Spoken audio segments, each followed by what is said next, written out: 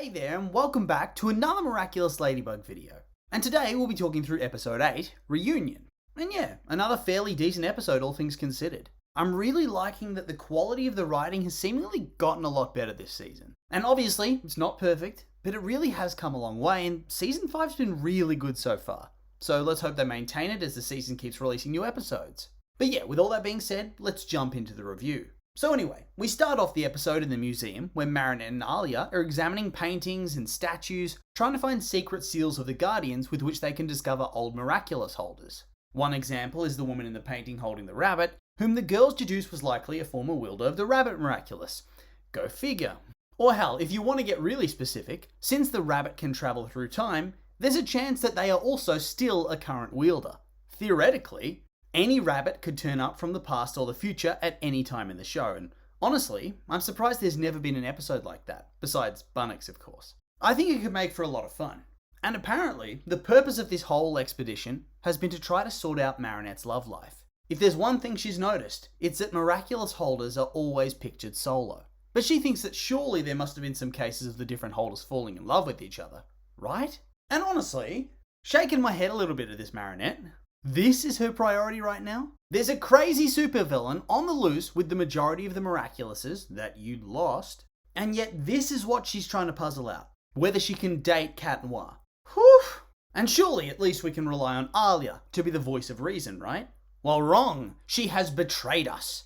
And she's telling Marinette to focus on romancing Adrien instead. And it's like, ladies, please, finish off the supervillain first. You're like 14 or 15. You have time. And I mean, she does tell her to keep her mind on the job, but then she also tells her to pursue Adrien. It just doesn't seem like the right time for romance, kiddos. Come on. Regardless, lacking support from her friend, Marinette then asks Tiki if any of the Ladybug and Cats have ever been together before. And Tiki says yes, but that she's not skilled in the art of romance, and thus they should just ask her herself. And to do so, they can use the weird necklace thing that Tiki spat out on Marinette's birthday. Apparently, it lets you talk to previous wielders of your particular Miraculous, which would have been useful to know a long time ago, Tiki. Is there any reason at all why you wouldn't get as much guidance and knowledge from experienced Ladybug heroes as you can? Didn't Fu use the Ladybug Miraculous once? He probably did. So surely she could actually talk to him about things using it too. An echo of him. It's not perfect, but it's a start. Tiki, what the actual hell is wrong with you, mate? Keeping shit like this to yourself. Shaking my damn head. Anyway, when approaching the statue, the necklace begins to glow, which causes Marinette to panic and stumble backwards into a painting, knocking it onto the ground and exposing the letter. Also, yeah right, this is a museum and there's no glass casing around the painting. It can just get easily taken off the wall like that and there's no guards around. That's got to be one of the least believable parts of the episode for me. No chance.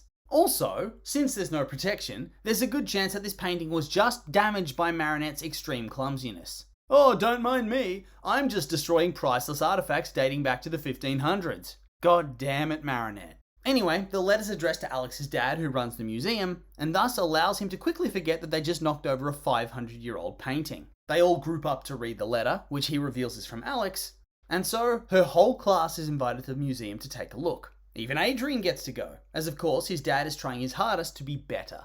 Although, I'm thinking they need to try and figure out a new context for their father-son bonding. These days, Gabe is literally always cooking in the kitchen. Did they just design this new room of the house and feel like they had to get their money's worth for the animation department? Or in law, is this just all he does these days? He wakes up, he stands around in the kitchen cooking food, he sends out evil butterflies, and he returns to the kitchen. Rinse, repeat. Anyway, they let him go, and he arrives for the reading, where they talk about all the exciting things that Alex has been getting up to. And how does this even work, though? Like, when does she actually get to come back? Does she need to go into the burrow to check how long into the future it will take for Ladybug and Cat Noir to win? And then she just travels through history until she's reached the equivalent age? Like, imagine if they were going to take years to defeat Monarch. That would just suck. It would actually legitimately suck. Poor Alex. Anyway, turns out Alex's brother is not on board with her traveling through time. And through the power of toxic social media, he's become a hater.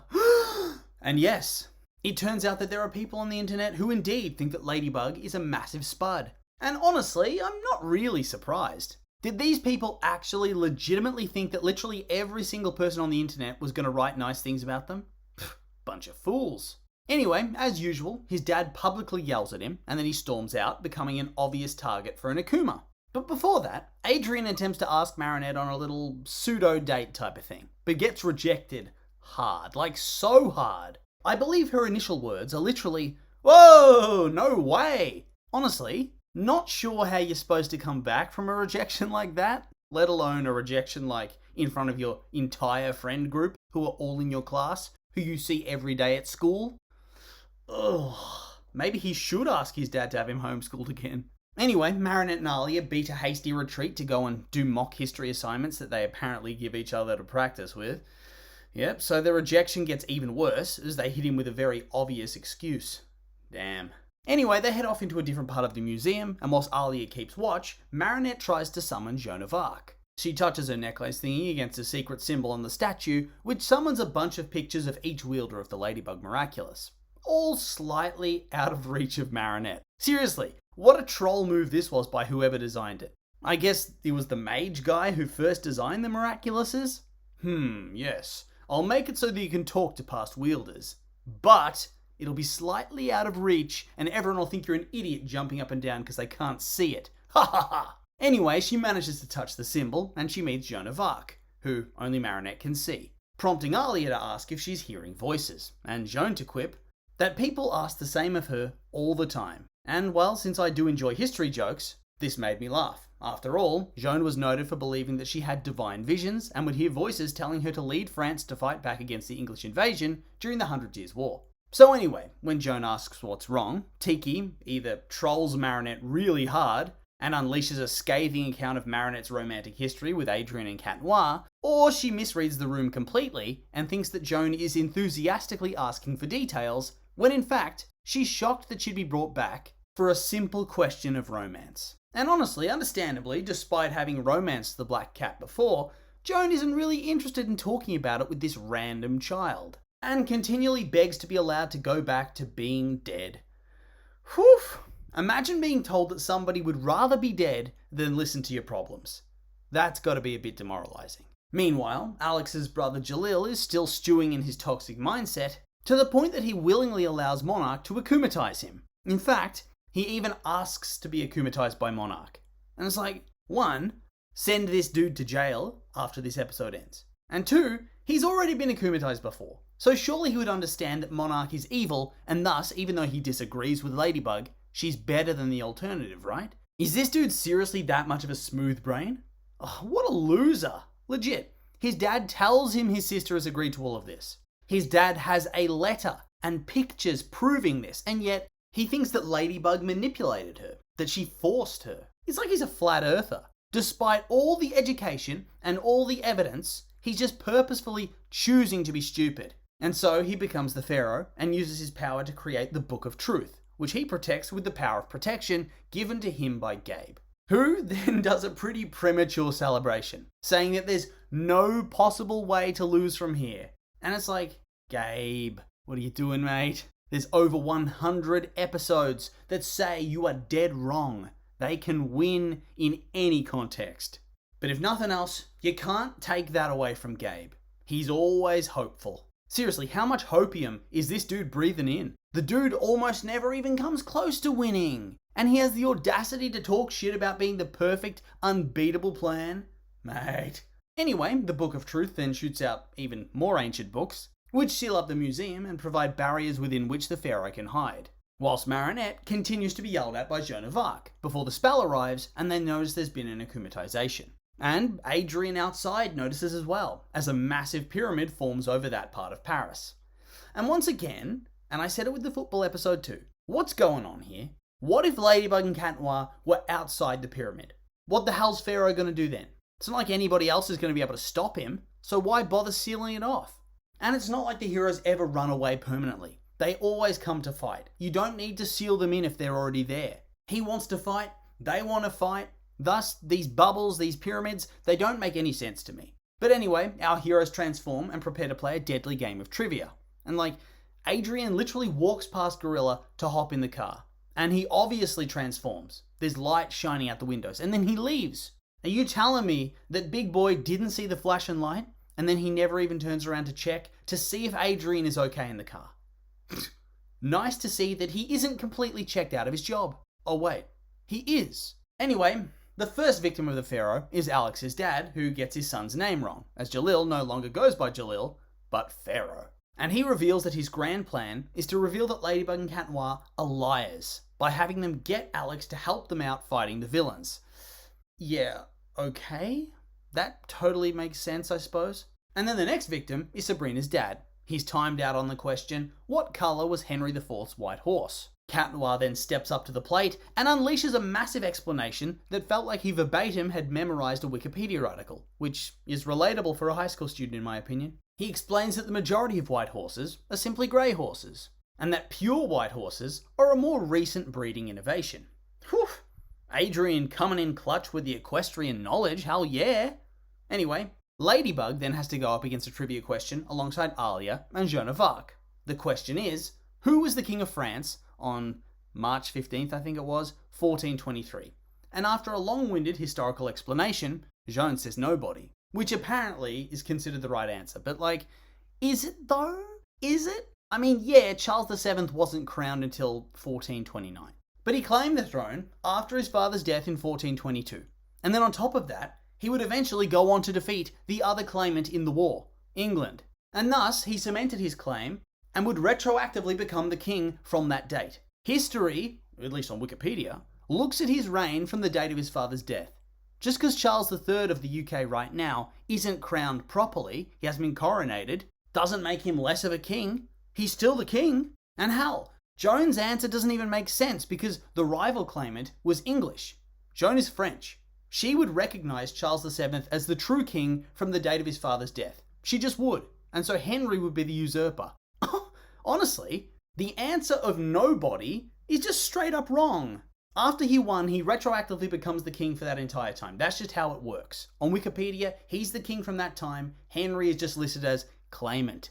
Because through war, he proved he had the divine right to rule. Even if historians dispute my problem with this, surely Joan of Arc, a true patriot of France, who literally led his armies and supported his claim, would believe that he was the king all along. Surely. So that would be the answer she gives, even if the official answer is different. I realise I'm being anal about this, but god damn it, it pissed me off. But anyway, after this, our heroes reunite, where Ladybug stops Cat Noir from destroying one of the books, telling him they can work together to figure out the answer. Even though you can see in the background, his clock was literally almost run out. So yeah, the plot armor kicks in, and the book pretty much just resets the timer because they ask nicely. Also, I did enjoy Joan of Arc ripping on how puny Cat Noir is. Although, I guarantee, she'd be singing a different tune if she saw him as Mr. Bug. Just gonna say it. It's the truth. Also, does this mean that Marinette could speak to an echo of Mr. Bug if she wanted to? That's just something to ponder. Anyway, the book tries its best to give them an unanswerable question, asking for the weather 200 years in the future. But of course, Ladybug is able to bamboozle the book by sending a message to Alex in the future to check the weather. But it's like, when Alex gets the message, it is clearly the distant future. They're in weird spacesuits and stuff. But are you telling me that nobody moved that painting or took that little pamphlet that Marinette wrote down in all that time? I find that highly unlikely. I mean, you can see that they did move the painting. It's in a different room, and yet the pamphlet is still tucked away there. But it falls out as soon as she even taps it. How does that even work? And on top of that, I see they still haven't bothered with protective glass in the future. What's going on? Anyway though, the plan works and Alex gets them the info. It's a thunderstorm. And thus the heroes proceed through to fight the Pharaoh. They smash the protection shell with Cataclysm. He instantly puts up a new one. Whoops. And apparently, this guy is actually so stupid that he's instantly convinced to ask his Book of Truth if Ladybug is actually a legit hero. Which of course, it tells him that she is, and that Alex left of her own free will. That's the truth. And Gabe screaming back in his lair, that was quite funny. Typical Gabe. Plans falling apart. But these days, most of the time, it's not even his fault. He honestly can't even catch a break. But anyway, Jalil, instead of taking accountability for his own stupidity and accepting that he is a willful idiot who purposefully asked to be akumatized, he blames Gabe instead. And it's like, no, Send this clown to jail. Surely, intentional akumatization has been made illegal by the story by now. Come on. And of course, it's also social media's fault. Nasty social media made me do it, Dad. What a dweeb. Meanwhile, Gabe goes and sulks in Natalie's room and just pops the door open and stands there. This was one of the funniest scenes of the episode for me. Felt like it came straight out of a film like Fantastic Mr. Fox. What was he even doing? And then we finish off with some exposition about Joan's romance. And it turns out her cat noir was a knight in service to England, ordered by the Duke of Bedford, the regent for Henry IV, to make war upon France and claim its lands for the crown. And instead of doing the reasonable thing and taking back the miraculous like a good person would, the guardian of the time thought, nah, fuck it. Let's make this even more bloody and add the ladybug to the mix, but on the other side of the equation. How could that possibly bring balance or peace? They could just have fought forever. If they hadn't fallen in love, it would have gone to shit. I guarantee you that. But yeah, they fell in love, they avoided execution, they ran off together. And that's where the memories end, as Joan's only an echo of when they had the Miraculouses. But since they renounced them to be together, she doesn't have any more memories. And yeah, that whole explanation, it doesn't really bode well for Ladybug's own romance, that the last known Ladybug-Cat romance had to have them give up their powers to have a chance at success. And even then, there's no guarantee. And they also had to fake their deaths.